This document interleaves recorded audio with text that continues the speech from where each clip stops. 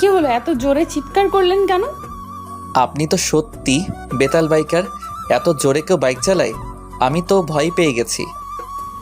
এখন আরো জোরে চালাবো। আপনি আমার কোমর জড়িয়ে ধরবেন, না হলে দেখবেন পেছনে আমি নাই। না না, আস্তে আস্তে চালান প্লিজ। দেখা যাবে। বিদেশিনী ম্যাম আবার বাইক স্টার্ট করলো। হায় হায়, এবার স্পিড আরও বাড়িয়ে দিল। সাইফুল কন্ট্রোল করতে না পেরে ওনার কোমর জড়িয়ে ধরলো। একটু পর বিদেশিনী ম্যামটা আবার বাইক থামালো।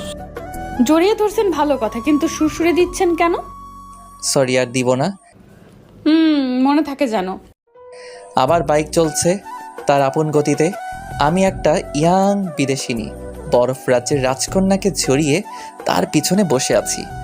নিজেকে অনেকটা কাপুরুষের মতো মনে হলো।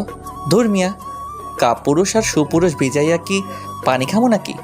লেডি বাইকারের পিছনে বসার সৌভাগ্য হয়েছে